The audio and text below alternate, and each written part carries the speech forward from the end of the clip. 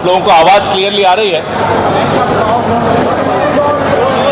बहुत ऐतिहासिक दौर से हम लोग सब गुजर रहे हैं और इस ऐतिहासिक दौर में मील का पत्थर अगर कुछ है तो ये वोट अधिकार यात्रा है। इसका असर ऐसा है कि कल वोट अधिकार यात्रा शुरू हुई और ज्ञानेश कुमार गुप्ता जी को प्रेस कॉन्फ्रेंस करनी पड़ी। कल हमें मालूम पड़ा कि एक मुख्य चुनाव आयुक्त है, क्योंकि हम सोचते थे कि शायद अनुराग ठाकुर होगा मुख्य चुनाव आयुक्त, या संबित वंबित कोई होगा, या कोई सोर्स नाम का आदमी होगा। ये सच में एक ज्ञानेश कुमार गुप्ता जी कल प्रकट हुए। तो जब कल वो प्रकट हुए उन्होंने धमकी दी। धमकी क्या दी कि साहब 7 दिन में हलफनामा दो, नहीं तो माफी मांगो।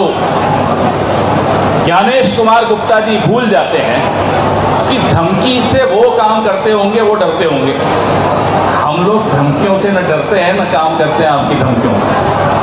हलफनामा किस चीज का मांग रहे हैं? हलफनामा मांग रहे हैं कि जो कागज ज्ञानेश कुमार गुप्ता जी के चुनाव आयोग ने राहुल गांधी जी की टीम को दिए वो कागज सही है या नहीं, उस पर हलफनामा मांग रहे हैं। अपने ही कागजों पर भरोसा नहीं। हमें भी भरोसा नहीं है आप पर, न आपके चुनाव आयोग पर, लेकिन हलफनामा ये मांग रहे हैं। कल उन्होंने कुछ बातें रखी, कहते हैं कि सीसीटीवी फुटेज देने से मां बहनों की इज्जत पर असर पड़ता है। आप देखिए, माफ कीजिएगा, ज्ञानेश गुप्ता जी क्या क्या देखते रहते हैं, क्या क्या करते रहते हैं, उससे हमें कोई मतलब नहीं। उनके मन में भी ऐसे विचार कैसे आते हैं हम नहीं जानते। ये गुप्त ज्ञान हमारे पास नहीं है, गुप्ता जी के पास है। लेकिन जो सीसीटीवी फुटेज 45 दिन तक सही है, 46वें दिन वो माँ बेटियों के, माँ बहनों की इज्जत पर कैसे सवालिया निशान उससे लग जाएगा, ये बात नहीं समझ में आई।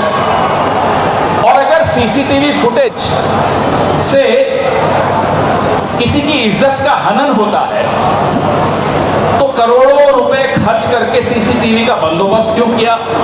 गुप्ता जी कोई गुप्त ज्ञान इस पर भी हो तो बता दीजिए। नहीं बताएंगे। अब गुप्ता जी फिर कहते हैं कि सुप्रीम कोर्ट का एक आदेश है कि मशीन रीडेबल वोटर लिस्ट नहीं दी जा सकती। ये कहा उन्होंने 3, साढ़े 3, 4 बजे कहा होगा। 7 बजे मशीन रीडेबल डिलीटेड वोटर्स की लिस्ट 65 लाख लोगों की मशीन रीडेबल लिस्ट अपलोड कर दी। तो या तो गुप्ता जी को स्क्रिप्ट आती है भाजपा मुख्यालय से, कहीं कोऑर्डिनेशन की दिक्कत आ गई। जो चीज 4 बजे प्राइवेसी का हनन है, निजता का हनन है, वो 8 बजे अपलोड कर देते। और हम उनको चुनौती दे चुके हैं कि बताइए सुप्रीम कोर्ट का कौन सा ऑर्डर है। तो कल एक इनसे पहले वाले जो थे वो हल्की फुल्की शायरी करते थे। ये ज्ञानेश गुप्ता जी एक बहुत ही हल्के टीवी सीरियल के बहुत ही पिटे हुए डायलॉग राइटर की तरह कल प्रेस कॉन्फ्रेंस कर रहे हैं। एसआईआर के विषय पे मेरे सहयोगी, उसके जो खामियां हैं, उसके जो नुकसान हैं, उस पर मेरे सहयोगी कन्हैया जी आपसे मुखातिब होंगे, बात करेंगे। लेकिन जिस तरह से इस देश का चुनाव आयोग चल रहा है, इससे चिंता नहीं, बहुत बड़ी परेशानी हम सबको होनी चाहिए कि ये लोग चुनाव करवाते हैं। सबूत इनके सामने है, सबूत इन्हीं से जो कागज मिले वो हैं। फिर कहते हैं साहब न मैं पक्ष न मैं विपक्ष में समकक्ष, पता नहीं कुछ ऐसी बात कही। अगर आप पक्ष विपक्ष नहीं होते तो राहुल गांधी की प्रेस वार्ता के बीच में आप उन्हें नोटिस दे देते हैं। अनुराग ठाकुर को प्रेस कॉन्फ्रेंस किए हुए आज 5वां दिन हो गया, कोई नोटिस नहीं। अब बताइए ये पक्ष हैं या विपक्ष हैं या समकक्ष हैं? तो एक मजाक किया जा रहा है हमारे वोट के नाम पर, और इसका नुकसान बहुत भयानक होने वाला है। वो नुकसान के बारे में चर्चा, जैसा मैं आपको कहा, कन्हैया जी करेंगे। लेकिन ज्ञानेश कुमार जी को ये विश्वास कहाँ से आ रहा कि वो इस तरह पौने 2 घंटे में मजाक करके चले जाएंगे, सवालों के जवाब नहीं देंगे, लीडर ऑफ ऑपोजिशन को धमकी देकर चले जाएंगे, जो कि पूरा विपक्ष अगर मिला के देखें तो लगभग 60% हिंदुस्तान को रिप्रेजेंट करता है, प्रतिनिधित्व करता है। आप 60% हिंदुस्तानियों को धमकी देकर चले जाएं और सोचें हम डरेंगे, माफ कीजिएगा, आप गलतफहमी का शिकार हैं। मैं एसआईआर पे, क्योंकि हम ये पूरी यात्रा जो निकाल रहे हैं एसआईआर पे निकाल रहे हैं, एसआईआर में जो खामियां हैं उसके खिलाफ निकाल रहे हैं, तो मैं अपने साथी कन्हैया कुमार जी से आग्रह करूंगा कि इस पर वो अपनी बात रखें। सबसे पहले जो मुख्य चुनाव आयोग ने प्रेस कॉन्फ्रेंस की और एसआईआर की क्या अनियमितताएं हैं और क्या समस्याएं हैं, जैसा कि हमारे साथी पवन जी ने इस विषय में अपनी बात रखी। एसआईआर से जुड़ा हुआ कुछ महत्वपूर्ण तथ्य हम आपके सामने रखना चाहते हैं। अव्वल तो भाजपा वोट चोरी करके संविधान चुराना चाहती है। अब आप कहेंगे कि कोई संविधान कैसे चुरा सकता है? आपको याद हो कि पिछले आम चुनाव में भाजपा का नारा था अब की बार 400 पार। वोट चोरी करने के बावजूद वो 400 पार नहीं कर पाए, क्योंकि उनके कुछ नेताओं ने अपने बड़बोलेपन के चलते जो साजिश थी उसका पर्दाफाश कर दिया और अपनी मंशा प्रकट कर दी कि 400 सीट दीजिए, हम संविधान बदलेंगे। जब 400 सीट नहीं मिली और संविधान वो नहीं बदल पाए तो वो वोट चोरी से संविधान बदलना चाहते हैं। यह बात हम इसलिए कह रहे हैं कि पिछले कुछ विधानसभा चुनाव में तमाम सर्वे, और ये हमारे सर्वे नहीं है, कांग्रेस पार्टी के सर्वे नहीं है, कई स्वतंत्र एजेंसियों ने सर्वे किया और साफ साफ कहा कि हरियाणा और महाराष्ट्र में कांग्रेस की सरकार बनेगी, भाजपा चुनाव हारेगी। जब परिणाम आया सब आश्चर्यचकित थे। कांग्रेस पार्टी को इस पे शक हुआ और नेता प्रतिपक्ष ने एक स्पष्ट मांग चुनाव आयोग के सामने रखा कि आप हमको वोटर लिस्ट दीजिए, इलेक्ट्रॉनिक डेटा दीजिए वोटर लिस्ट का, ताकि हम इसकी जांच कर रहे हैं। हमको संदेह है कि वोटर लिस्ट में गड़बड़ी है और चुनाव में धांधली की जा रही है। आपको याद होगा कि कई महीने बीत गए और चुनाव आयोग बार बार प्रेस कॉन्फ्रेंस करके ही ये कहती रही कि वोटर लिस्ट में कोई गड़बड़ी नहीं है, बिल्कुल साफ है, शुद्ध है, स्वच्छ भारत अभियान की तरह है हमारा वोटर लिस्ट। और आज मुख्य चुनाव आयुक्त प्रेस कॉन्फ्रेंस करके कह रहे हैं कि जो वोटर लिस्ट में गड़बड़ी है उसी गड़बड़ी की सुधार के लिए हम एसआईआर कर रहे हैं। फंस गए गुरु। मनसा जब ठीक नहीं हो तो कितनी भी वाकपटुता हो, चालाकी हो, मीडिया का मैनेजमेंट हो, सरकार का समर्थन हो, भैंस पानी में जाती है। ये भैंस की प्रवृत्ति है और इस बार चुनाव आयोग पूरी तरीके से फंस गई है। इसके 4 बिंदु हम आपके सामने रखना चाहते हैं। पहला कि चुनाव आयोग अब खुद कह रही है कि वोटर लिस्ट में गड़बड़ी है। इसका मतलब आज से कुछ महीने पहले चुनाव आयोग झूठ बोल रहा था कि वोटर लिस्ट में कोई गड़बड़ी नहीं। दूसरा, जब अपने सोर्स से नेता प्रतिपक्ष कांग्रेस पार्टी इन गड़बड़ियों को उजागर की सबूत के साथ, तो गलती स्वीकार करने की बजाय चुनाव आयोग कह रही है कि हलफनामा दीजिए। चुनाव आयोग साहस दिखाओ, पहले अपना कागज दिखाओ। ये आपका ही दिया हुआ कागज है और अगर आपने तय कर लिया है, कल हम मुख्य चुनाव आयुक्त का प्रेस कॉन्फ्रेंस सुन रहे थे, ऐसा लग रहा था जैसे भाजपा का कोई प्रवक्ता बोल रहा हो, किसी भी सवाल का जवाब नहीं दिया गया। और तीसरा बिंदु एसआईआर के संबंध में वो ये है कि एसआईआर में भारी पैमाने पर धांधली हो रही है और उस धांधली के संबंध में जमीनी स्तर पर जाकर के जब हम पता लगाए तो पता चला है कि कई सारी गड़बड़ियां हैं।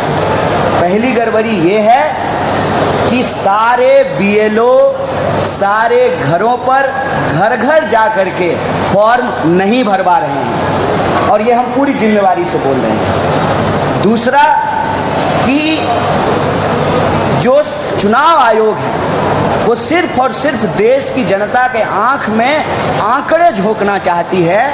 आंकड़ा शुद्ध है, सटीक है, सही है, इस पर उनका कोई फोकस नहीं है। इसीलिए, और मैं जिम्मेवारी से बोल रहा हूँ, कई बूथ पे मैं घर घर जा कर के घूमा हूँ, जो मर गए हैं उनका तो नाम है वोटर लिस्ट में, जो जिंदा हैं उनका नाम काट दिया गया है। और ये सारी चीज़ें हम ऑन कैमरा पूरी जिम्मेवारी से बोल रहे हैं। अगर चुनाव आयोग हलफनामा दे तो हम हलफनामा देने को तैयार हैं। पहले चुनाव आयोग अपना कागज दिखाए, हम अपना कागज दिखाने को तैयार हैं। और ये जो जिंदा लोग हैं उनका नाम काट दिया गया है। और जो डिलीशन लिस्ट पार्टियों को सौंपी गई, वो डिलीशन लिस्ट में सिर्फ नाम था, उसमें एपिक नंबर नहीं था।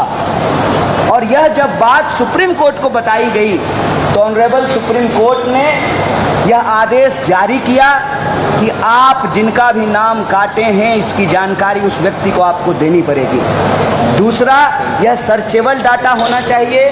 और तीसरा, आपको इसको सूचित करना पड़ेगा तमाम माध्यमों से। और दूसरी बात, जब लोगों का नाम कटा और अपने तरीके से वो सर्च करके ढूंढे कि हमारा नाम कट गया है, जब वो बीएलओ के पास जुड़वाने के लिए जाते थे तो दूसरा जो डिस्क्रिपेंसीज यहाँ पे पता चला है एसआईआर को लेकर के, कि बार बार सुप्रीम कोर्ट के कहने के बावजूद वो लोग आधार कार्ड को स्वीकार नहीं कर रहे थे और कह रहे थे कि आवासीय लाना पड़ेगा। और आवासीय का खेल क्या है साहब कि बिहार में कुत्ता का भी आवासीय बन गया। मतलब अब आधार कार्ड जो है वो गड़बड़ है चुनाव आयोग के हिसाब से, बीएलओ के हिसाब से, और आवासीय जो है वो प्रमाणित है। तो कागज के नाम पे जो जेन्युइन मतदाता हैं उनको परेशान किया गया। और आप जानते हैं कि सरकारी दफ्तरों में कागज बनवाना आसान काम नहीं है, बहुत टेढ़ी खीर है। मैं अपना उदाहरण आपके सामने देता हूँ। पिताजी तो एक ही है ना, अरे सबका एक ही पिताजी होते हैं, लेकिन मेरे कागज में पिताजी का नाम कहीं JAI है, कहीं JAY है। इसका मतलब ये तो नहीं है ना कि दो पिताजी हैं, पिताजी तो एक ही हैं। और इस छोटी सी गलती के चलते जो आम मतदाता हैं, जेन्युइन मतदाता हैं, उनको परेशान किया जाता है। इसी से संबंधित एक और महत्वपूर्ण विषय है, वो ये है कि अगर आप पहले से मतदाता हैं तब आपके लिए फॉर्म 6 भरना जरूरी नहीं है। आप 7 भरेंगे, आप 8 भरेंगे, लेकिन धड़ल्ले से फॉर्म 6 जो है वो भरवाया जा रहा है। नतीजा ये है कि एक व्यक्ति के कई एपिक नंबर जारी हो गए। इस विषय को जब हम लोग पड़ताल किए तो बड़ा इंटरेस्टिंग चीज़ पता चला कि एसआईआर को लेकर के चुनाव आयोग ने पूरे बिहार में ये भ्रम फैलाने की स्थिति की कि सिर्फ ये नाम काटने का कार्यक्रम है। अरे एसआईआर सिर्फ नाम काटने का कार्यक्रम नहीं है, सबके मुंह पे ये डेटा अवेलेबल है कि 65 लाख लोगों का नाम काट दिया गया।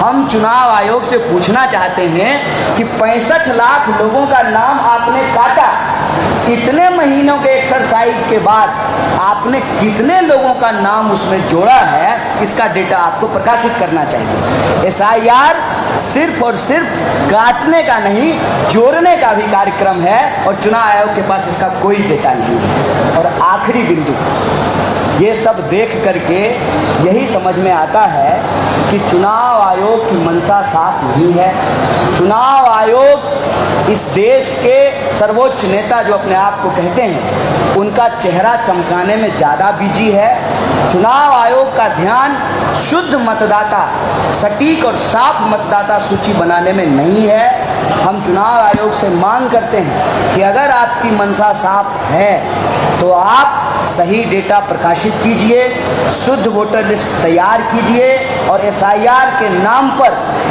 जो पहले वोट चोरी से सरकार चुराने की कोशिश की गई, आज एसआईआर के माध्यम से सीना जोड़ी से सरकार चुराने की कोशिश की जा रही है। और आखिरी विषय कि अगर सरकार ही चोरी से बनेगी तो क्या जनता का काम ईमानदारी से होगा?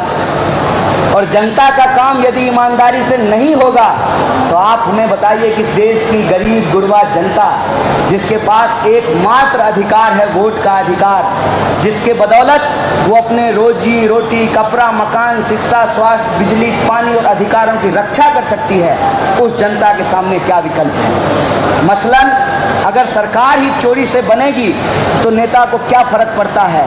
वो क्यों जनता की बात को सुनेंगे?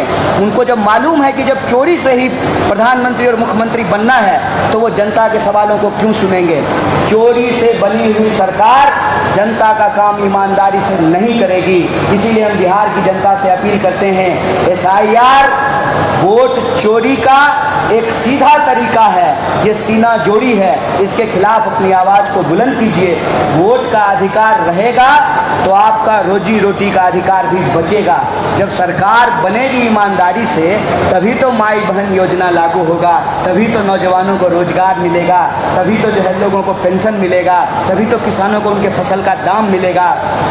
इसीलिए वोट चोरी के खिलाफ यह लड़ाई लोकतंत्र बचाने की लड़ाई के साथ साथ लोगों के अधिकार और उनके जो मुद्दे हैं उसको बचाने की लड़ाई है। और मुझे पूरी उम्मीद है जिस तरीके का साथ और समर्थन मिल रहा है, यही वजह है कि बौखलाहट साफ साफ नज़र आ रही है चुनाव आयोग में भी और भाजपा में भी, क्योंकि जन समर्थन हमको मिल रहा है। और हम चुनाव आयोग को कहते हैं कि या तो साफ सुथरे तरीके से चुनाव कराइए, पारदर्शी तरीके से वोटर लिस्ट बनाइए, वरना चुनाव लड़ाने का काम छोड़ करके, इनडायरेक्ट बेईमानी का काम छोड़ करके डायरेक्ट आ जाइए और सीधे चुनाव आकर के लड़ लीजिए। बहुत बहुत धन्यवाद। ठीक सर। गुप्ता जी बोलते हैं कि 0 नंबर का हाउस इसलिए होता है कि जिनके घर नहीं होते उनका एड्रेस 0 कर देते हैं। इनके आका ने कहा था कि 2022 तक सबको छत मिल गई, आज 25 है। 25 में गुप्ता